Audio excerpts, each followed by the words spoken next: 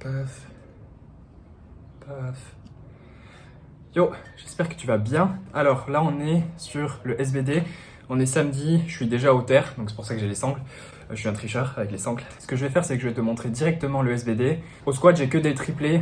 Au bench aussi. Et au terre, j'ai un triplé en top 7 et après, j'ai des back-off en x6. Et le truc spécial, c'est que à partir de maintenant, à partir de cette semaine, je recommence à me coacher tout seul. Enfin, oui, je recommence. Je me coach tout seul maintenant. Depuis juillet de l'an dernier, juillet 2021. Je crois que c'était, non, 2022 je crois. Depuis juillet 2021, je me faisais coacher par Pana et du coup j'ai arrêté la semaine dernière parce que j'avais envie de tester plein de choses et du coup le fait d'avoir un peu moins de singles, d'avoir un peu moins de spécificité, ça fait partie des choses que j'avais envie de tester. Donc on verra ce que ça donne, je vais te montrer le SBD et puis je pense que je te dirai un petit peu qu'est-ce que j'ai changé dans le bloc, quelle est mon approche, etc. Donc c'est parti.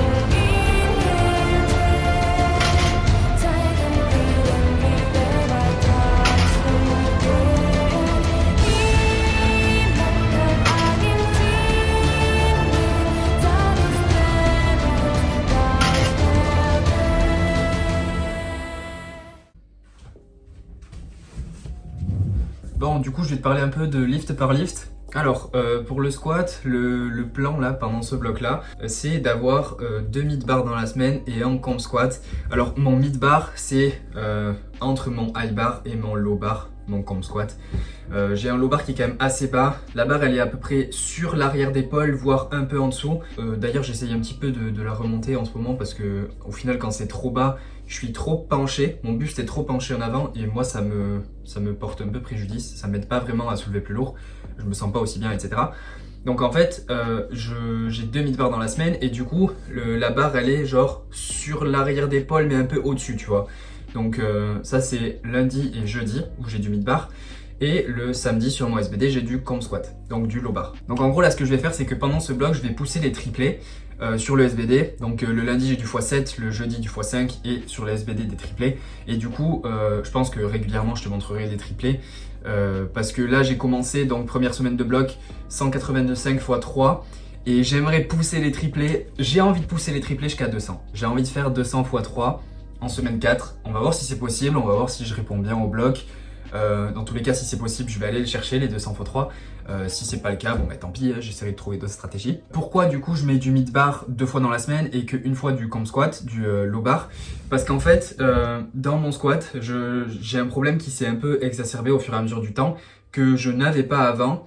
Et on peut considérer ça un problème ou pas, mais moi dans mon cas, je trouve que c'est quelque chose qui m'empêche en fait de produire de la force correctement. Et c'est que j'ai tout le temps les genoux qui reculent et les fesses qui se lèvent d'abord dans mon squat. Un peu un squat good morning. Et c'est pas un problème si t'es habitué à squatter comme ça et que t'es fort comme ça, etc. Sauf que dans mon cas, en fait, je n'avais pas un squat comme ça avant. J'avais la barre en mid-bar et je pouvais squatter 200 kg comme ça. Et ça, c'était genre en janvier. Et là, on est en septembre, octobre maintenant même. Je n'ai mis que 12 kilos sur mon squat. Genre, j'ai squatté 212,5 la semaine dernière. En 9 mois, on peut faire mieux, tu vois, clairement. Et en plus, j'ai la barre plus basse dans le dos et genre, j'ai plus de flexion de hanche, etc. Donc, c'est pas vraiment quelque chose qui, je trouve, m'avantage particulièrement. Parce qu'en 10 mois, si tu changes ta technique et qu'elle est censée être plus optimisée, mais que tu rajoutes que 10 kilos, franchement, je trouve pas ça abusé du tout. Et du coup, je me dis que en fait, j'étais peut-être juste sur une très bonne technique avant et je m'en suis éloigné, je ne sais pas pourquoi. Peut-être parce que je voyais beaucoup de gens qui testaient le méga low bar et je me suis dit je vais faire pareil et au final c'est devenu ma technique alors que c'est peut-être pas quelque chose avec lequel je me sens hyper à l'aise. Et du coup là je reviens un petit peu aux bases en me disant vas-y je vais faire du mid bar plusieurs fois dans la semaine. Comme ça aussi ça va laisser un peu tranquille mon haut du corps parce que le gros low bar ça fait mal aux épaules, aux coudes, aux poignets. Le fait d'en avoir qu'une seule fois dans la semaine c'est très bien. Ça me suffit pour la pratique du low bar, j'ai pas besoin de plus et du coup ça laisse tranquille mon haut du corps pour le reste de la semaine. Je peux accumuler du taf au niveau de mon squat. Même je pense que ça va m'aider en vrai au niveau du positionnement etc à rester un petit peu plus droit parce que moi c'est quelque chose qui m'aide. Aussi j'ai rajouté un exo accessoire en complément du squat pour mes quads uniquement, donc c'est du hack squat, je vais te le montrer là. Ça c'est pas une machine qu'il y a dans toutes les salles et franchement elle est exceptionnelle. Je me suis mis du hack squat comme ça 2 fois par semaine, une fois en série de 12, une fois en série de 9 pour progresser sur chaque jour de manière indépendante, tu vois. Et du coup, ce que je vais faire, c'est tout au long du blog, en fait, j'ai 3 séries sur chacun des jours, sur le hack squat, et je vais essayer de faire progresser chacun de ces mouvements-là. Du coup, vu que c'est full focus quad et qu'il n'y a aucun problème de stabilité avec la barre, de perte d'équilibre, est-ce que tes adducteurs ils vont prendre le relais, est-ce que tes fessiers vont prendre le relais, bah du coup ça en fait un exo hyper intéressant pour l'hypertrophie des quads spécifiquement. Et je pense que je manque de quad, donc on pourrait croire que non, mais globalement c'est mes adducteurs qui sont très développés et mes quads ne sont pas si développés que ça par rapport au reste. Et je sens que en fait dans mon squat je pourrais avoir tout intérêt à avoir plus de force dans mes quads pour rester un peu plus droit, etc. Et c'est quelque chose qui me correspond à moi. Je dis pas qu'il faut rester plus droit, c'est juste que c'est quelque chose qui me correspond à moi. Et j'ai l'impression que ça va m'aider réellement. Parce que j'ai toujours eu l'habitude d'avoir un squat assez droit. Et ça fait quelques mois en fait que j'ai un squat beaucoup plus penché et j'ai pas l'impression que ça m'aide plus que ça. Et pourquoi je rajoute pas tout simplement plus de squats pour avoir plus de quad? Parce qu'en fait le squat avec la barre ça va stresser beaucoup d'autres parties de ton corps. Donc dans mon cas les adducteurs parce qu'ils sont un point fort entre guillemets, fessiers et surtout le dos. Genre ça va me fumer le dos. Je vais avoir les érecteurs spinaux constamment courbaturés et ça va impacter négativement potentiellement mes perfs sur le squat et mes perfs sur le terre parce que le squat et le terre font rentrer en compte le dos. Donc du coup c'est clairement pas un truc qui est viable pour moi. Et accumuler du travail supplémentaire spécifiquement sur mes quads, je pense que c'est vraiment quelque chose qui va pouvoir m'aider sur le long terme. On verra si j'ai raison ou si j'ai tort. Dans tous les cas, là, c'est ce que je vais faire et je vais le faire sérieusement. Comme ça, on verra si il s'avère que j'ai raison ou pas. Ensuite, par rapport à mon bench, pourquoi je suis pas full spécifique non plus? Parce que j'ai un très close grip en début de semaine. Alors là, c'est juste un test, celui-là, vraiment, parce que je suis pas convaincu de base que c'est quelque chose qui va fonctionner ou quoi. Mais c'est un test pour avoir plus d'amplitude de mouvement. J'ai une compète en fin d'année et je veux continuer à faire du max grip, mais en même temps, je sais qu'il va falloir que je me prépare à avoir plus de force pure sur mon bench et pas uniquement m'avantager avec mes leviers. Et du coup, je teste un petit peu le fait d'avoir un grip très serré une fois dans la semaine et de voir ce que ça peut donner sur mon bench. Donc pour le moment, c'est des séries relativement longues. J'ai aussi un closer grip, donc avec le petit doigt sur l'anneau, qui celui-là je sais qu'il me fait du bien. J'adore cet exo là, avant c'était mon compte bench il y a longtemps et je me sens très très bien sur cet écartement de main là. Je sens qu'il faut que je produise plus de force mais je suis très à l'aise, je suis très stable, donc cette variation je sais que c'est une variation qui m'aide. Et j'ai quand même 2 fois par semaine du comp grip parce que c'est très technique en fait, le max grip bench avec un gros pentage, etc. Et si t'as pas beaucoup de pratique dans la semaine, c'est quelque chose qui a tendance à vite s'oublier, on a tendance à vite perdre les repères.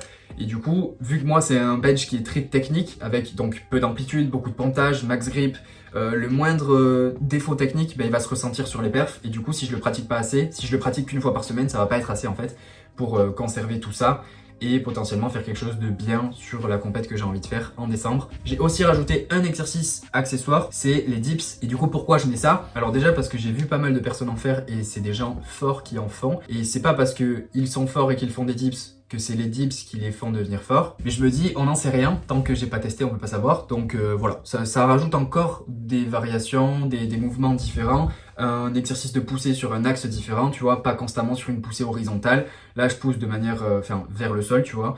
Et c'est un exo au poids de corps qu'on peut beaucoup charger quand on le leste. Je pense que c'est un exo qui peut être intéressant plutôt que du développé aux haltères qui est du coup un peu chiant parce que tu dois te foutre les haltères sur, tu vois, sur tes genoux, ensuite tu dois les mettre en place, il y a la stabilité qui rentre en compte, alors que là, la barre elle est rigide, enfin les barres parallèles sont rigides, il y a beaucoup plus de facilité à être stable en fait, et plus t'es stable, plus tu peux transmettre de la force, plus tu peux mettre lourd, plus tu peux surcharger progressivement, donc en gros c'est un exo que je vais pouvoir garder un petit moment et le charger petit à petit, tu vois. Juste au début ça va être un peu délicat parce que c'est pas une position qui est très naturelle, le fait de pousser derrière son corps, tu vois. Et du coup, faut y aller gentiment au niveau des amplitudes, au niveau du poids, parce que si tu fais trop fort, trop vite d'un coup, ce genre d'exo, ça peut te faire vraiment mal, et du coup, faut faire les choses intelligemment. Et ensuite, par rapport à mon terre, une fois dans la semaine, j'ai du pause, deadlift, et l'autre fois dans la semaine, du comp, donc du deadlift normal. Alors pourquoi du pause? Pour deux raisons. Donc le pause, généralement, c'est pour travailler sur ta position de départ, te forcer à avoir une bonne position de départ et à la conserver, du coup pour avoir un mouvement qui sera efficient dans l'entièreté. En même temps, c'est une variation qui ne te permet pas de mettre autant de poids que si tu avais du comp normal. Par exemple, si je fais du x5 en sumo normal, je pourrais mettre peut-être pour un RPE 6 en top 7, je pourrais mettre entre 200 et 215, tu vois. Pour un sumo pause, je pourrais mettre entre 180 et 190. Et là, en fait, c'est une variation qui limite la quantité de poids que je peux mettre sur mon premier terre de la semaine, qui me permet du coup d'avoir une bonne qualité de répétition à chaque fois, une technique qui est le plus répétable possible, que je puisse transférer sur mon comp normal. Pourquoi faire ça? Pourquoi se limiter à soulever plus lourd et à avoir pas énormément de volume de travail, tu vois? Parce que je pourrais tout simplement faire 2 fois du comp dans la semaine et accumuler plus de volume de travail. Parce que personnellement, je me suis rendu compte que si j'essaie de pousser le premier jour de la semaine au terre, de le pousser vraiment, même si c'est du RPE 6, RPE 6 pour moi, c'est pousser mon terre. Et ça m'est arrivé plein de fois du coup d'avoir des top 7 RPE 6, vraiment pas plus, au terre. Il y a 2 blocs, j'avais 2 x 6 à 2,10, un truc comme ça. C'était du RPE 6, tu vois, donc RPE 6 on pourrait se dire c'est facile. En fait, genre, ça me démolissait pour mon terre de fin de semaine. Je me sentais une semaine sur deux fort. Il y avait une semaine sur deux où je faisais n'importe quoi parce que je n'étais pas assez fort, je n'arrivais pas à maintenir la position et tout parce que j'étais trop fatigué du premier terre de la semaine. Alors que c'était pas des RPE élevés, tu vois, c'est juste que c'était trop par rapport à ce que je pouvais tolérer. Ce que je fais, c'est que intentionnellement, je réduis un petit peu la quantité de travail que je fais sur mon premier terre de la semaine pour voir si ça se transfère par un meilleur terre où je vais intentionnellement faire un peu plus de travail sur le terre dans mon SBD, sur le comp deadlift. Aussi pour le terre, j'ai rajouté un exo accessoire, pareil, c'est des extensions de hanches sur un banc à 45 degrés. Alors franchement, cet exercice-là, pour moi, pour quelqu'un comme moi, c'est parfait. Genre c'est parfait parce que j'ai un sumo qui est très vertical, genre mon buste est très vertical. Et du coup, je n'ai pas beaucoup de flexion et d'extension de hanches, donc pas beaucoup de recrutement au niveau des fessiers ischio, et j'ai pas beaucoup d'amplitude de mouvement sur mon terre, tu vois, genre c'est un sumo max stance avec les pieds carrément qui touchent presque les plates, du coup j'ai pas beaucoup d'amplitude, et du coup cet exercice-là, il me permet d'accumuler plus de volume de travail sur mes ischios et fessiers, sans pour autant taxer quoi que ce soit d'autre. Si je faisais du soulevé de terre jambes tendues, parce que je peux très bien le faire, c'est un peu le même mouvement, mais ça va me fumer mon dos, encore une fois. Et mon bas du dos, mes érecteurs spinaux, c'est clairement pas une partie de mon corps qui est sous-sollicitée, pas du tout, tu vois, genre c'est sollicité au squat, et c'est pour ça que je te disais que les mouvements additionnels, genre les exos accessoires, je faisais quelque chose qui ne sollicite pas mon dos, pour avoir full focus quad, et là, même chose, même principe, je veux focus uniquement ischio-fessiers, et pas avoir à avoir encore plus de stimulus au niveau de mon dos, et du coup que ça limite ma capacité de récupération pour mes squats et mes deadlifts de la semaine. Donc en fait, si tu veux, le principe quand je choisis mes exos accessoires complémentaires au squat et au deadlift, c'est je veux démolir des muscles en particulier, des groupes musculaires en particulier, et surtout pas taxer des zones qui sont déjà suffisamment taxées dans mon squat et dans mon deadlift, pour me permettre d'avoir un stress qui soit homogène, tu vois. Parce que si je bourrine juste plus le squat ou le deadlift, je vais continuer de sursolliciter les zones qui sont déjà bien sollicitées de base,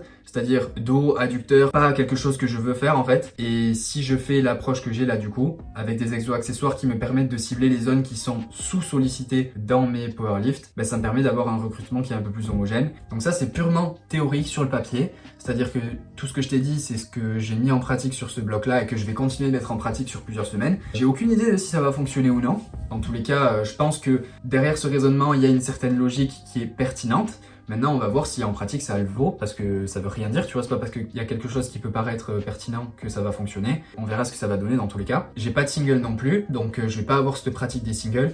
Et psychologiquement, ça me fait du bien. Genre, je n'aime pas constamment avoir de singles lourds. J'aime la force et j'aime le côté tu mets lourd sur la barre, mais j'aime pas quand c'est trop fréquent. J'aime pas mettre trop souvent lourd sur la barre. Psychologiquement, ça me saoule. J'ai pas envie de m'entraîner quand je vois que j'ai beaucoup de lourd dans la semaine. Encore une fois, l'adhérence, c'est quelque chose de primordial dans la programmation. Si tu kiffes le lourd, même si c'est peut-être pas optimal tout le temps, écoute, fais-en. Peut-être que tu vas kiffer ton entraînement et que du coup, tu vas beaucoup progresser. Et si t'es pas archi fan du lourd H24 comme moi, peut-être que avoir des séries un peu plus longues, c'est plus intéressant pour garder ton envie de t'entraîner sur le long terme. Parce que là, globalement, j'ai jamais triplé 182,5 en début de bloc aussi bien que ce que j'ai fait au squat. Et pourtant, c'est le plus lourd de la semaine. Genre, c'est 182, c'est la barre la plus lourde que j'ai eue sur mon dos. À part ça, c'était 167. Donc voilà, c'est à peu près tout pour la vidéo. Il y a beaucoup de blabla, mais je trouvais intéressant de parler de tout ça, de t'exposer un petit peu les explications du bloc, pourquoi je fais ce que je fais, quel est le processus de pensée derrière ça, parce que je vais pas faire des choses au hasard, tu vois, clairement pas. Donc là, en gros, je table sur un peu plus d'hypertrophie, un peu moins de spécificité, pour me donner un break et psychologique et avoir une stimulation de chaque groupe musculaire un peu plus homogène, on va dire, et pas sursolliciter des zones en particulier. Du coup voilà, c'est à peu près tout. Et je n'ai plus de batterie. Bref, c'est à peu près tout pour la vidéo. J'espère que tu auras aimé. Si tu as aimé, mets un j'aime. Commente pour me dire ce que tu en as pensé et s'il y a des trucs en particulier que tu aimerais voir, des exos en particulier que tu aimerais voir que je vais faire là du coup pendant ce bloc là, ou des explications particulières sur certains exercices. Je te dirai ça si j'en ai les capacités, bien sûr. Et c'est à peu près tout. Je te dis à la prochaine. Reste positif. Peace. J'allais dire je te fais de gros bisous. Ah bordel, il est fatigué. Il est bourré, il est 12h30.